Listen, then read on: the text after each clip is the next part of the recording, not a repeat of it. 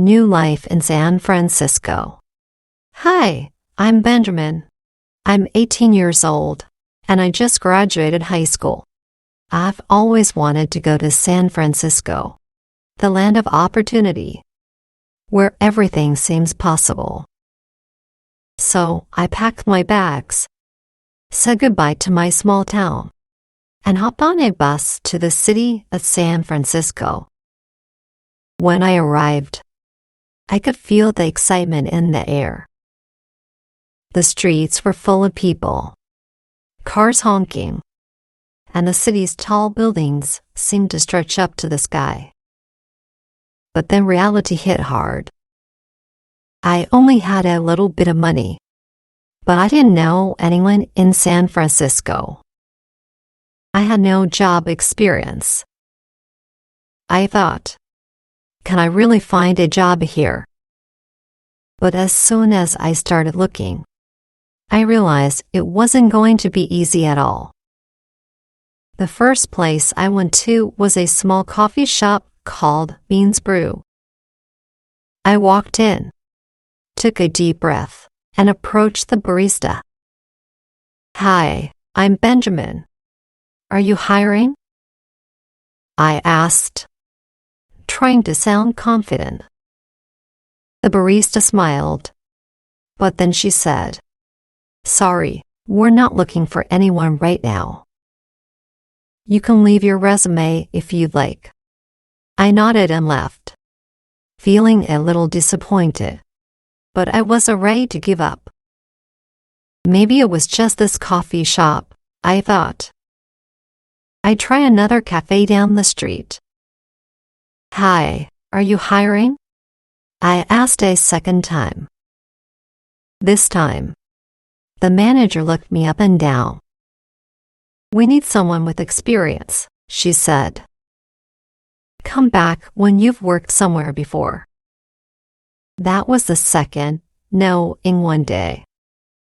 My confidence started to shrink. I was beginning to wonder if I was even cut out for this.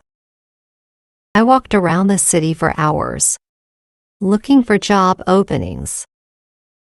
At a clothing store, the manager told me the same thing. We only hire experienced people. You need more skills, she said, pushing my dreams further away. But I didn't give up. I kept searching, determined to find a job. As the days passed, I started feeling desperate. My money was running low. I thought maybe I had made a mistake coming here. One afternoon, I walked into a small bakery called Sweet Treats Bakery. The warm smell of fresh bread and cupcakes filled the air. It was so cozy inside, and I felt a little hope rising again. I approached the owner, a kind-looking woman named Mrs. Jenkins.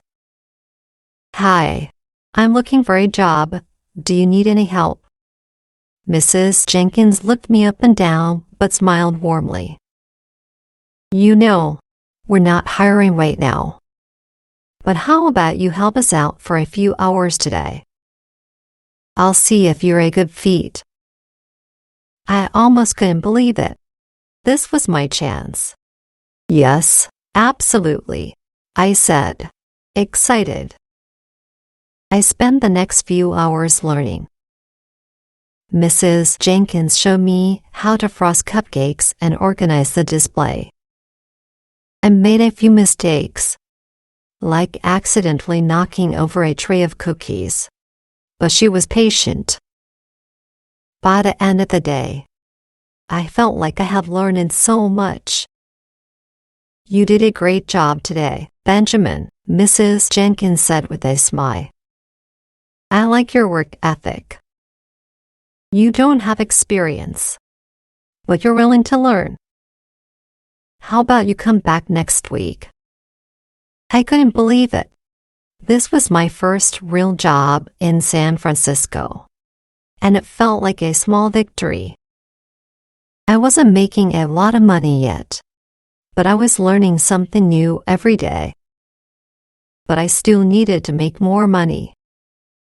Mrs. Jenkins only gave me a few shifts a week, so I needed to keep looking for more work. My savings were running low, and I knew I couldn't survive on cupcakes alone. I had to find something full-time. One day, as I was walking through the streets of San Francisco, I passed a small but busy restaurant called the Coastal Grill. It was a Count's seafood place, and the sound of sizzling food made my stomach growl. I was walking by when the door swung open, and a man in his 40s with a chef's hat came out. He was wiping his hands with a towel and looked at me. "Hey, you looking for work?" he asked, eyeing me curiously. I was a little surprised but answered quickly, "Yes, I'm new in town, and I've been looking for a job." The man smiled. "Well, we're hiring a kitchen apprentice. We don't need much experience. Just someone willing to work hard and learn. You interested?" My heart jumped. "Yes, absolutely," I said, almost too eagerly. The man chuckled. "All right, come inside and talk to the head chef." Inside the kitchen, I met Chef Marco, a tall man with a thick accent who looked like he had been cooking for years. He was moving quickly, preparing plates, and shouting orders to the other cooks. "So, you want to work in my kitchen, huh?" he asked, his tone a little serious but not unfriendly. "I'm ready to learn," I said, trying to hide my nervousness. "I don't have much experience, but I'm a fast learner and I'm willing to work hard." Chef Marco paused for a moment, then gave a small nod. "All right, I'll give you a shot. You start tomorrow. Don't mess up, or you'll be out." I felt a rush of excitement and fear at the same time. A kitchen apprenticeship. It wasn't glamorous, but it was a chance, and I couldn't waste it. The next day, I arrived early, ready for whatever was coming my way. Chef Marco showed me around the kitchen, introducing me to the team. I quickly learned that cooking wasn't just about following recipes, it was about teamwork, focus, and speed. I started with simple tasks, chopping vegetables, cleaning dishes, and prepping ingredients. But there was always someone watching me. One mistake, and I knew I could lose this chance. Chef Marco didn't let anyone slack off, and neither did I. By the end of the week, I was already learning how to season sauces and organize orders. The chef started to trust me more, and I began feeling like I was actually part of the team. It wasn't easy, but every day I felt like I was getting a little better. After my first week at the Coastal Grill, Chef Marco called me into his office. My heart was pounding. "You're doing well, Benjamin," he said with a rare smile. "You might have a future in this business after all. Keep up the good work." I couldn't believe it. This was the moment I had been waiting for. Someone finally noticed my effort and gave me a chance. And more than that, I was starting to enjoy cooking. I was excited to learn more, and the team treated me like one of their own. Life in San Francisco wasn't easy, but I was starting to feel like I was finally on the right path. It's been 3 months since I started working at the Coastal Grill. When I first began, I knew nothing about cooking. Sure, I could make a sandwich or heat up some pasta, but that was about it. Now, I was learning how to make real dishes, like seared salmon, crispy chicken, and fresh pasta from scratch. I could hardly believe how much I had learned in such a short time. At first, everything was overwhelming. The kitchen was fast-paced, and the pressure was always on. Orders kept coming in, and there were never enough hands to do everything. I was just an apprentice, and my job was to help prep and assist the other chefs. But even that was harder than I thought.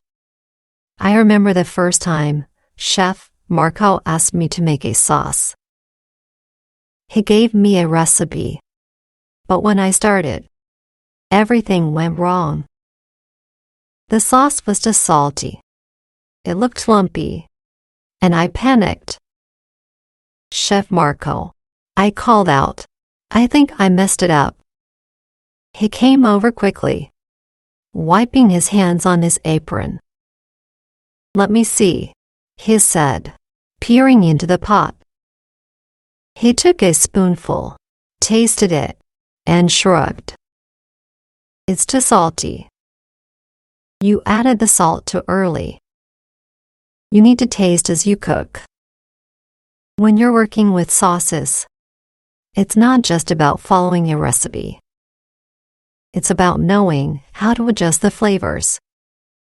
I felt embarrassed, but Marco didn't seem angry. "Don't worry, learn from this.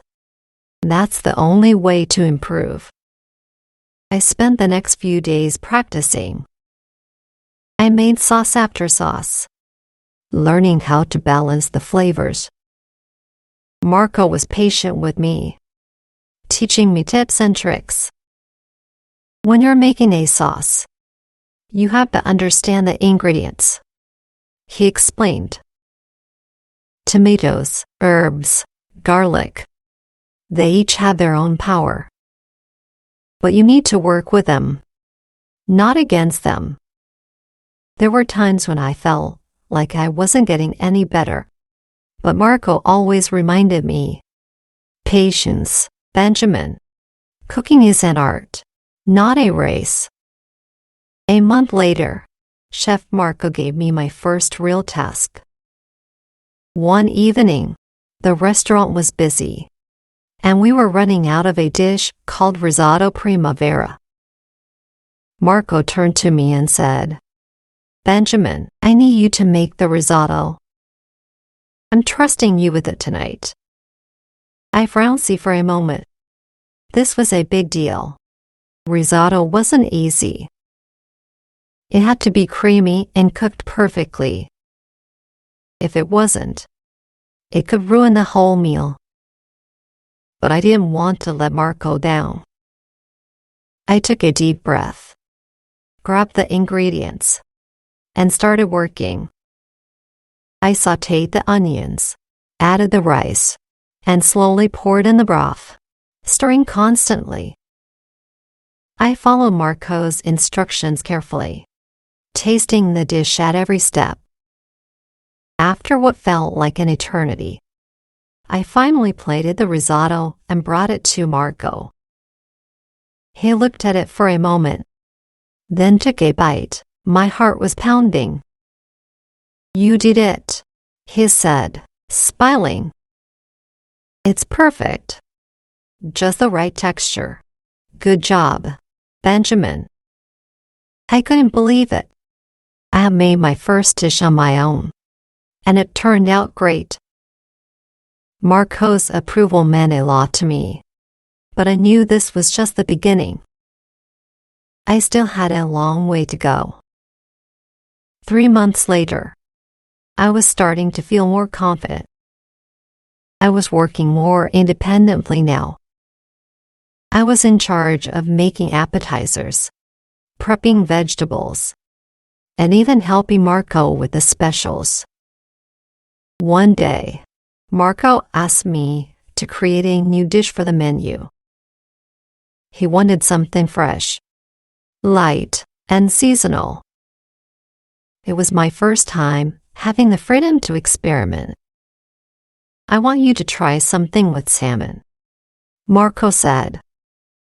But don't just follow the usual recipes. Be creative. I spent hours thinking about how I could make the dish special. I wanted to make something fresh but with bold flavors. After a lot of trial and error, I finally came up with seared salmon with a lemon sauce and roasted vegetables. When I brought it to Marco, he looked at it carefully. "Looks good," he said. "Let's see how it tastes." He took a bite and paused for a moment. Then he smiled. "This is great. This is exactly what we need. You're starting to understand the balance of flavors." I was so proud. It felt like I was finally becoming a real chef. But, like always, there were challenges. One evening, we had a big rush of customers. The kitchen was filled with the sounds of sizzling pans, chopping knives, and Marco barking orders. We were short-staffed, and the orders piled up quickly. I was running around, trying to help wherever I could. Suddenly, Marco turned to me. "Benjamin, we're getting behind on the orders. Can you make the pasta primavera on your own?" I felt the pressure. The pasta had to be cooked perfectly, the vegetables crisp, and the sauce creamy but not too thick. There was no time for mistakes. I quickly got to work, juggling multiple tasks at once. I boiled the pasta, sautéed the vegetables, and whisked the sauce, trying to stay calm. Finally, I plated the dish and brought it to Marco. He looked at it, then tasted it. I held my breath. "This is the best pasta primavera we've made all week," Marco said with a smile. "You're ready for the next step." That was the moment I knew it. I was a chef. It's been 2 years since I started working at the Coastal Grill, and looking back, I can hardly believe how much my life has changed. When I first walked into the kitchen, I was just another kid chopping vegetables, trying not to mess up. Now, I'm running the team, creating new dishes, and making sure everything runs like clockwork. I've finally become a real chef. The moment I truly felt like a chef was when Chef Marco gave me the responsibility of designing the menu for a VIP dinner. It was not just any dinner, but one for the most respected food critics in town. I'd spent the last few months perfecting my skills, but this was a huge opportunity. I knew that if I could make a big impression with this menu, it could change everything. I spent days experimenting with different ingredients, testing new combinations, and thinking of ways to wow the critics. After a lot of trial and error, I came up with a dish I was really proud of. A seafood platter with grilled shrimp, scallops, and lobster, served with homemade garlic butter and fresh herbs. Marco was hesitant at first. "Can you really pull it off?" he asked, eyeing my dish with doubt. "Absolutely, chef," I said, trying my best to sound confident. The night of the dinner, I felt like my heart was going to explode. The kitchen was chaotic, chefs shouting, waitstaff rushing in and out. But despite the noise, my focus was clear. This was my moment. I was about to show everyone, especially those critics, what I was capable of. I kept my eyes on the goal, perfection. Every ingredient, every plate, everything had to be perfect. I finally brought out the dishes, my hands trembling slightly. When the critics took their first bites, I could hardly breathe. What if they didn't like it? The next morning, Marco called me into his office. "You did great, Benjamin," he said, smiling for the first time in a while. "The critics loved it. They're talking about you." That moment was a turning point. I knew I was capable of more than just being a line cook. I could create memorable meals. From there, I began crafting signature dishes, like spicy tuna tartare and roast duck with berry glaze. Soon, the Coastal Grill earned a reputation as one of the best restaurants in town. But still, something was missing. I loved working at the Coastal Grill, but deep down, I always dreamed of something bigger.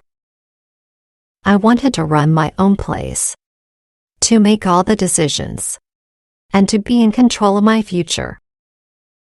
One day, after a long shift, I sat her day down with Marco. "Chef," I started nervously, "I've been thinking, I want to open my own restaurant." Marco paused, his eyes locking onto mine. After a moment, he nodded. "Benjamin, you've got the talent. There's no doubt about that. But running a restaurant is tough. You need more than just great food. You need a solid team, money, and a lot of patience. Are you sure you're ready for that?" I wasn't sure, but I was determined. I'd saved up money from my time at the Coastal Grill, and I built up enough of a reputation to make it happen. I started looking for a location, and after months of searching, I found the perfect place, a small, county building near the beach, with a gorgeous view of the ocean. Opening a restaurant was one of the hardest things I've ever done. There were so many things to think about: finding the right staff, designing the menu, getting the equipment I needed. It felt like the work was never ending. But Marco and my friends were always there to help. I spent days working on the details, running to suppliers, and meeting with designers. It was overwhelming, but I knew I had to keep pushing forward. Finally, after months of hard work, I'd opened the doors to Benjamin's Bistro. The first day was insane. We had a full house, and I could barely keep up. But the food was a hit.